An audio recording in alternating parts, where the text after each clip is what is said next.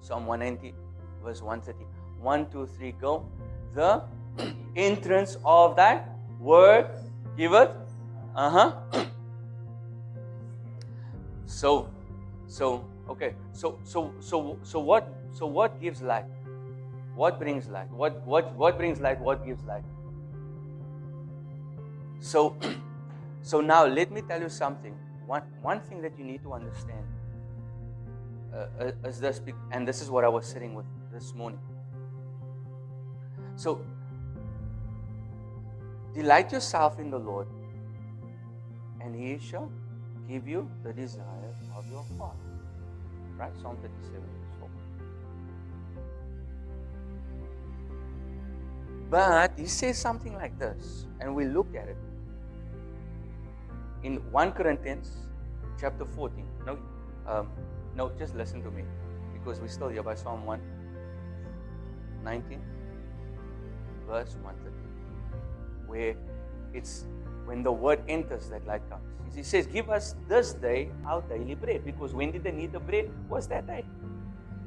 So that day was this day. So, but then we understand also from Matthew chapter 4 that the Lord Jesus says, man shall not live by bread alone, but by every word that proceeds out of the mouth of God. Okay? And then He says in John chapter 6 that He is the bread that came down from heaven.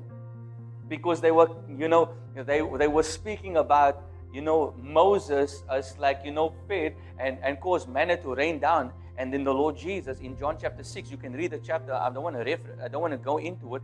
But then He says, I am that bread that came down from heaven. And yet you find out that the bread is the Word made flesh.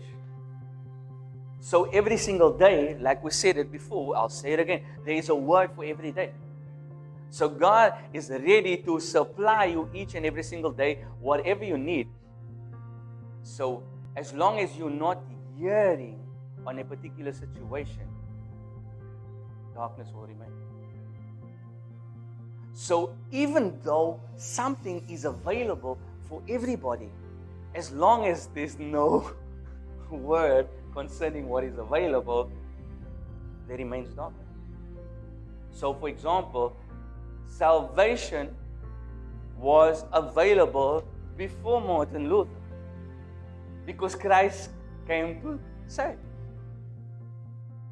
But when a generation entered into what was deemed and termed and known as the Dark Ages, why was it dark? Because there was no entering of light. There was no words concerning God's reality. There was no revelation. The Bible declares that in the days of Samuel, that the words of the Lord were rare and precious, because there was no revelation of the Lord. There was no prophecy up and until Samuel came. So the words of the Lord were very rare until Samuel. Because when Samuel rocked up on the scene, the words weren't rare, because the words were now coming through Samuel. So whenever people saw Samuel, they saw the words of the Lord. They heard the words of the Lord.